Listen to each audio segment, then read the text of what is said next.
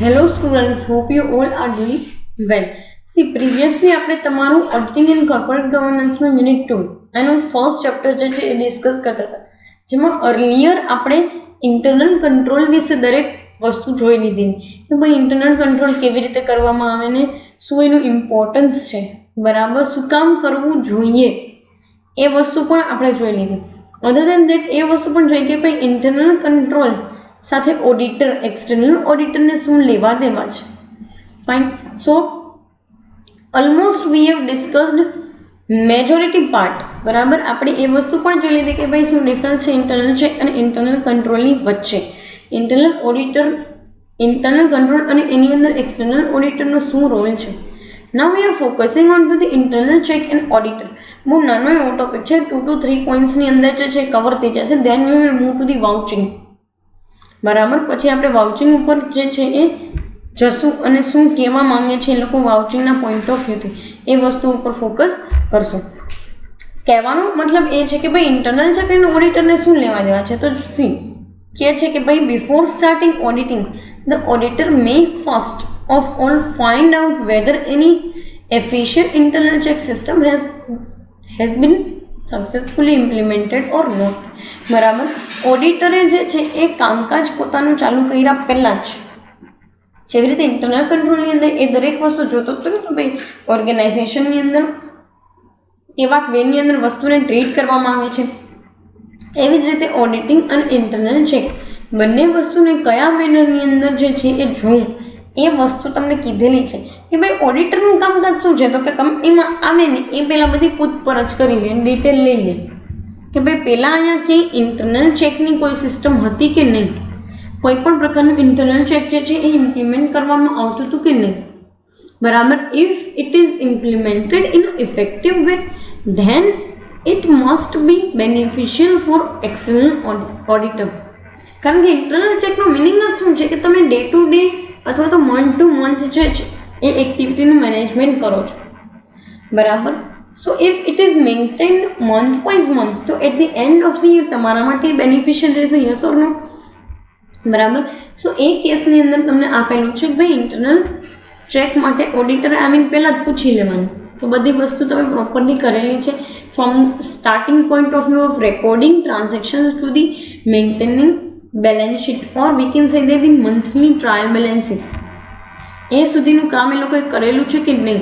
If they do have every evidences available or not. આવી વસ્તુ કર્યા પછી છે ને રિયલાઇઝ થાય. આ બધું કર્યા પછી જે કંઈ પણ છે એ ઓડિટર લોકોને રિયલાઇઝ થાય કે મારે હવે આગળ કેટલી મહેનત કરવાની છે. કોઝ ઇન્ટરનલ ચેક છે ને એક બહુ ઇમ્પોર્ટન્ટ પાર્ટ છે, આપણે આગળ પણ જોઈ લીધું કે શું એનું ઇમ્પોર્ટન્સ છે, બરાબર. તો શું કહે છે તો કે based on the implementation of internal check system he would expand or limit his audit program, બરાબર. ઇન્ટરનલ ચેકની ઇમ્પ્લિમેન્ટેશન જે છે ને એના ઉપરથી એનો આધાર છે કે ભાઈ એક્સપાન્ડ કરવું કે લિમિટ કરવું એના ઓડિટ પ્રોગ્રામને. કારણ કે જો ઇન્ટરનલ ચેક ઇફેક્ટિવલી નથી કરવામાં આવ્યું than he has to expand his activity in terms of auditing the reports. પછી એને અમુક એવિડન્સીસ પણ ચેક કરવાથી માંડીને દરેક વસ્તુ પર ફોકસ કરવું પડે કે આ વસ્તુ ઇફેક્ટિવલી થઈ છે કે નહીં, yes or no. Fine. So in that manner they are telling us what to do and what not to do. Fine. એ મેનરની અંદર તમને કીધું છે. નેક્સ્ટ કે છે કે if you find that internal check is satisfactory implemented then auditing becomes very very easy. જો એને એવી ખબર પડી જાય ને કે ભાઈ ઇન્ટરનલ ચેક સેટિસ્ફેક્ટરીલી કરવામાં આવેલું છે, બરાબર, કંપનીની અંદર અને સેટિસ્ફેક્ટરીલી થયેલું છે, તો એ મેનરની અંદર ઓડિટરનું કામકાજ જે છે ને એ બહુ ઘટી જાય અને એકદમ ઇઝી બની જાય. નોર્મલી ઇન્ટરનલ ચેક જે છે ને એ નાની મોટી કંપની નથી કરાવતી, બરાબર. એ લોકો તો બિલીવ કરતી હોય છે કે ભાઈ આપણે યરલી જ આપણા સ્ટેટમેન્ટ્સ જે છે એને આપણે કરાવીએ ઓડિટ. પણ જેટલી પણ મોટી કંપનીઝ છે ને, તમે જેટલી પણ મોટી કંપનીઝનું નામ સાંભળો છો, ટાટાને, રિલાયન્સને, એવી બધી જેટલી પણ કંપનીઝ છે એ લોકો કરાવે છે internal check, as well as a લોકો તો ઇન્ટરનલ ઓડિટ કરાવતા હોય. શું કામ? એનું રીઝન છે કે એ લોકોના ટ્રાન્ઝેક્શન્સ જે છે એનું વોલ્યુમ બહુ હેવી હોય, બરાબર. In that case they have to maintain all the things in terms of internal check in terms of internal audit or in terms of internal control. Fine. So એ મેનરની અંદર તમને આ 3 પોઈન્ટમાં આપેલું છે. Now we are focusing on to the new one of the very new topic of this chapter 1, બરાબર, જેનું નામ છે વાઉચિંગ. બરાબર, આપણે આગળ પણ જોઈ લીધું. વાઉચિંગ નામ તમારા ચેપ્ટરનું નામ જ છે, internal audit, internal control and vouching. બરાબર, તો આપણે બંને પહેલાં ઉપર બંને વસ્તુ જોઈ લીધી, internal audit as well as internal control. Now we are focusing on to the internal particular vouching ઉપર આપણે ફોકસ કરીએ છીએ. બરાબર, કે ભાઈ ઇન્ટરનલી વાઉચિંગનું શું ઇમ્પોર્ટન્સ છે, શું કામ વાઉચર્સ જે છે એને આટલું ઇમ્પોર્ટન્સ દેવામાં આવે છે. તમે દરેક જગ્યાએ જોયું કે ભાઈ આના વાઉચર્સ જે છે એની આટલી કોપી હોય મૂકવામાં આવે. અધર દેન દેટ વાઉચર્સનું રેકોર્ડિંગ આવી રીતે જે છે આ વસ્તુમાં કરવાનું હોય, આમાં આ રીતે કરવાનું હોય. બરાબર, જેમ કે ભાઈ ચેકની અંદર તમારે ઇન્ટરનલ ચેકની અંદર દરેક વાઉચર્સનો રેકોર્ડ મેન્ટેન કરીને રાખવાનું. શું કામ આટલું બધું શું કામ ઇમ્પોર્ટન્સ આપવામાં આવે છે વાઉચિંગની પ્રોસેસને? Let us discuss on that part. શું કહે છે તો કે vouching does not mean merely the inspection of receipts with the transactions of business together with the documentary and other evidence of sufficient validity to satisfy an auditor that such transactions are in order, have been properly authorized and are correctly recorded in the books. વાઉચિંગનું meaning શું કામ? વાઉચિંગની શું જરૂરિયાત છે? તો કે કહેવાનો તાત્પર્ય છે કે વાઉચિંગનો મતલબ ખાલી એવું નથી કે તમે ઇન્સ્પેક્શન કરો છો રિસીટનું. આગળ આપણે રિસીટ બુક જોઈ, જેને આપણે નોર્મલી જે છે એ કટઆઉટ કર્યા પછી તમે એને નોર્મલી જે છે વાઉચર કહેતા કે ભાઈ આ વસ્તુનું વાઉચર. બરાબર, સો એના માટે તમને કહે છે કે એનો મિનિંગ ખાલી જે કાંઈ પણ છે રિસીટનું ઇન્સ્પેક્શન કરવાનું નથી. તો શું મિનિંગ છે? તો કે ભાઈ જેટલા પણ બિઝનેસ ટ્રાન્ઝેક્શન્સ જે છે ને એ વસ્તુના ડોક્યુમેન્ટેશન કરવાનું એઝ વેલ એઝ જેટલા પણ એવિડન્સ એને રિલેટેડ એ ટ્રાન્ઝેક્શન્સને રિલેટેડ છે એ એની વેલિડિટીને સેટિસ્ફાઈ કરવાનું કામકાજ છે. Fine. An auditor that such transactions are in order to have been properly authorise. એ જોવાનું પણ છે કે ભાઈ જેટલા પણ ટ્રાન્ઝેક્શન્સ જે છે એ પ્રોપરલી ઓથોરાઇઝડ ટ્રાન્ઝેક્શન્સ છે. Is there any manipulation or is there any misappropriation? બરાબર, એવું કોઈ પણ વસ્તુ છે હા કે ના? If it is there then they have to particularly revise the process of inspection and if it is not there then they can record it successfully. Fine. And શું કહે છે તો કે આ કરેક્ટલી રેકોર્ડેડ ઇન ધી બુક્સમાં બરાબર record કરવામાં આવેલા છે કે નહીં. નેક્સ્ટ તમને કહે છે વાઉચિંગ મીન્સ. વાઉચિંગની પ્રોસેસનું તમને છે ને આપેલું છે એક ડેફિનેશન ટાઈપનું. ફાઇન. શું કહેવા માંગે છે તો કે vouching means careful verification of original evidences. બરાબર, પ્રિવિયસલી બી મેં તમને આ વસ્તુ આઈ થિંક જે કાંઈ પણ આપણે ડિસ્કસ કરતા હતા ને જ્યારે ઓડિટિંગનો ભાગ ફર્સ્ટ યુનિટના ફર્સ્ટ ચેપ્ટરની અંદર, ત્યારે મેં તમને અમુક આમાંની વસ્તુ જે છે સમજાવીની હતી. ફાઇન. શું કહે છે તો કે vouching means careful verification of original evidences such as invoices, receipts, correspondence, minutes as agreements, etc. તમને છે ને ઇનવોઇસ ખબર છે, you people know receipt also, અને અગ્રીમેન્ટ્સ પણ ખબર છે. હું તમને બે વસ્તુ સમજાવું છું, એક છે correspondence and minutes.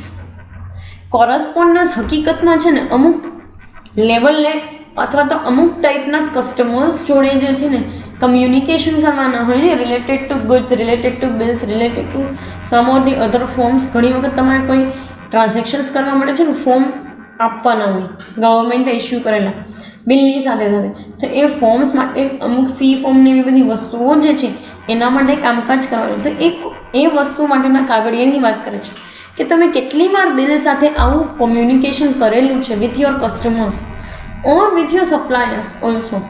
Fine. So એ વસ્તુની વાત કરે છે કે એ ડોક્યુમેન્ટ્સ, એ એવિડન્સીસ એઝ વેલ એઝ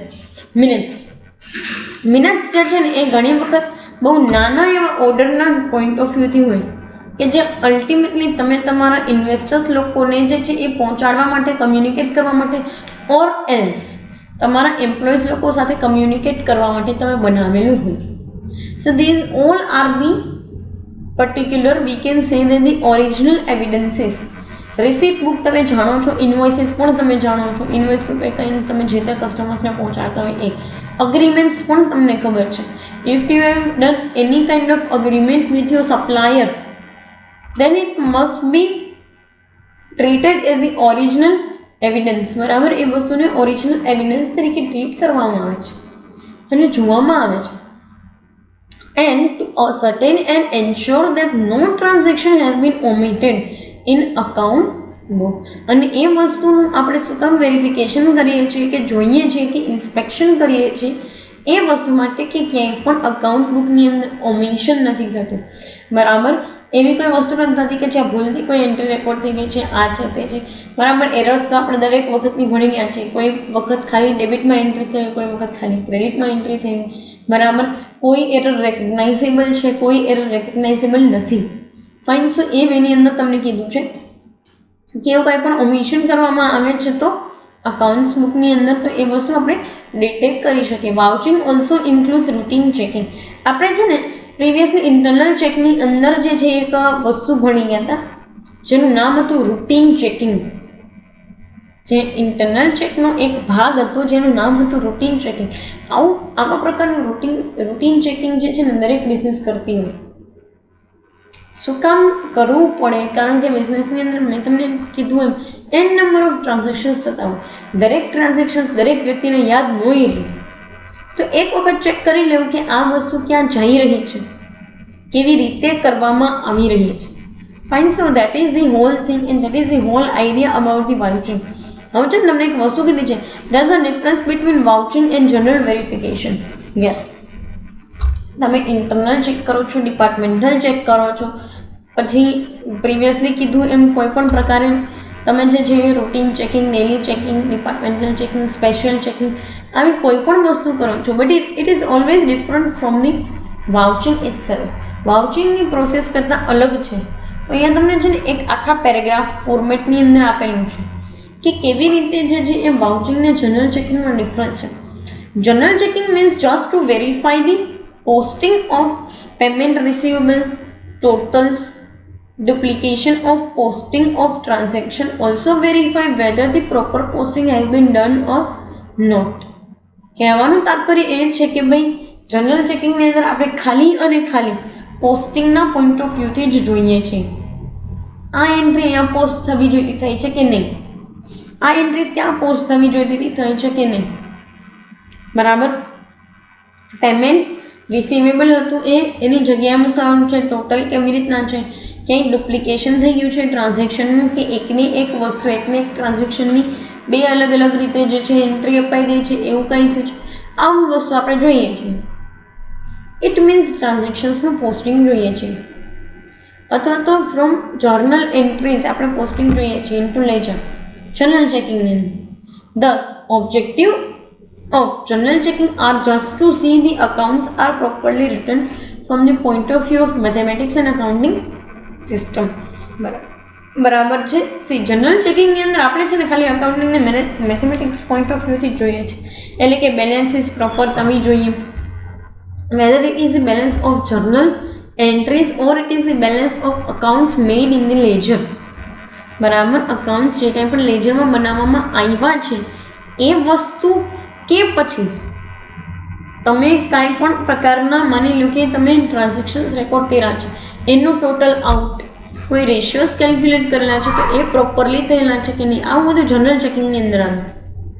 તો તમને એમ થાય કે મેડમ વાઉચિંગની અંદર આપણે આ ડોક્યુમેન્ટ્સ ના, વાઉચિંગની અંદર તો આના કરતાં ઊંડાણપૂર્વક જવામાં આવે છે. બરાબર. સી શું કહે છે તો કે while the objective of vouching is to verify the entry with its detail and see to it whether they are properly posted or not. આમાં તો ખાલી આપણે જોઈ લઈએ છીએ કે મિસ ટ્રાન્ઝેક્શન્સ નથી થઈ ગયા ને. જ્યારે વાઉચિંગની અંદર તો તમે એ જુઓ છો કે if it is credited, why it is credited and what is the purpose behind this, how much purchase is made, how much purchase return is made, how much sales is made, how much sales return is made, and about that point of view we are discussing on this part. એ point of વ્યૂથી જ આપણે જે છે ને એ વાઉચિંગને જોઈએ છીએ. Fine.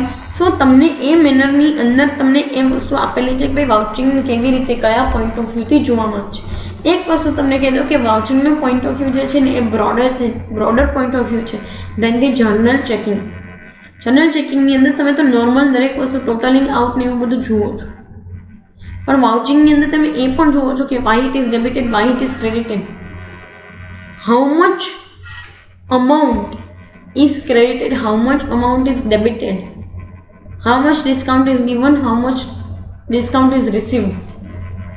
બરાબર. સો દરેક વસ્તુને તમે બહુ જ એટલે બહુ ઇફેક્ટિવ મેનરની અંદર જુઓ છો. નેક્સ્ટ છે ને તમને આપ્યું છે કે નેસેસરી કેરેક્ટરિસ્ટિક્સ ઓફ વાઉચિંગ. વાઉચિંગના અમુક કેરેક્ટરિસ્ટિક્સ તમને આપેલા છે, એમાંનું એકાદું જોઈ લઈએ જો પોસિબલી થાય તો, ત્રણે અધરવાઇઝ એકાદું પહેલાં જોઈ લઈએ શું કહે છે. Vouching is examining of business transactions with documentary and other evidences. કે ભાઈ વાઉચિંગ કરવામાં આવે ને જ્યારે કોઈ વસ્તુનું, બરાબર, ત્યારે એ વસ્તુના દરેક ડોક્યુમેન્ટ્સ અથવા તો એ ટ્રાન્ઝેક્શનને રિલેટેડ દરેક ડોક્યુમેન્ટ્સને એવિડન્સીસ જે છે એ જોવામાં આવે.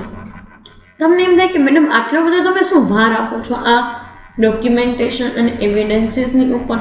કારણ કે the reason behind this is that કે બિઝનેસીસ જે છે એ નોર્મલી આ વાઉચિંગ પ્રોસેસને બહુ લાઇટલી લેતા હોય, પણ જ્યારે ક્યારે એવી સિચ્યુએશન આવે ને કે બિઝનેસ ઉપર સ્યુ ફાઇલ થાય અથવા તો ડિસ્પ્યુટની સિચ્યુએશન થાય in between partners or else CEO અને એમ્પ્લોઈઝ વચ્ચે ડિસ્પ્યુટ થાય છે, એ કેસની અંદર if you haven't maintain some or the other kind of vouching process, you have to face a tremendous level problems. બરાબર ને? અમુક એવા હાયર લેવલના પ્રોબ્લેમ તમારે ફેસ કરવો પડે કે જ્યાં તમે ક્યાંય પણ બહાર ના નીકળી શકો પ્રોબ્લેમ્સમાંથી. સો એટલા માટે જે છે ને એ વાઉચિંગને આટલું ઇમ્પોર્ટન્સ આપવામાં આવ્યું છે. ધ થિંગ ઇઝ દેટ કે દરેક બિઝનેસ ટ્રાન્ઝેક્શન્સને વિથ ઇટ્સ ડોક્યુમેન્ટેશન જોવામાં આવે. If you have made payment as per the veggies standard to your labours, તો તમારે એનું રેકોર્ડિંગ કરવાનું, એ વસ્તુને લખવાની રહે છે. ક્યારેય કોઈ નાના મોટા ખર્ચા થાય છે તો એ લખો, બરાબર. Other than that if you have been given one time fee to any person, ક્યારેક કોઈ પર્સનને તમે વન ટાઈમ ફીઝ પે કરેલી છે, વન ટાઈમ વેજીસ પે કરેલા છે ટુ ધી ટેમ્પરરી વર્કર્સ, તો તમે દરેક વસ્તુને મૂકતા જાઓ અથવા તો એના એવિડન્સીસ જે છે એને બી કલેક્ટ કરી લો ઇન એડવાન્સ. બેનિફિટ એનો એ રહેશે તમને કે તમારા બિઝનેસની અંદર ચાલતું પહેલાં તો મિસ અપ્રોપ્રિએશન એ તમને ખબર પડી જાય. અને બીજી એક વસ્તુ એ છે કે ભાઈ તમારી પાસે અગાઉથી એવિડન્સીસ કલેક્ટ થઈને પડેલા રહે, જેથી કરીને at the end of the year you don't have to focus on to other parts. Fine. So એ મહિનાની અંદર તમને વાઉચિંગની આખી પ્રોસેસ જે છે એ બતાવેલી છે. અને આ પહેલું એનું કેરેક્ટરિસ્ટિક્સ છે કે ભાઈ દરેક ડોક્યુમેન્ટને એવિડન્સને એક્ઝામિન કરવામાં આવે છે. બાકી તમને બીજા બે કેરેક્ટરિસ્ટિક્સ આપ્યા છે which we will discuss in to the further sessions or આપણે કમિંગ સેશન્સની અંદર આ characteristics as well as vouchers જોશું. ફાઇન. બાકી જે કાંઈ પણ છે એ પર્ટિક્યુલર અહીંયા સુધી રાખીએ આ સેશન માટે. બરાબર. Thank you so much.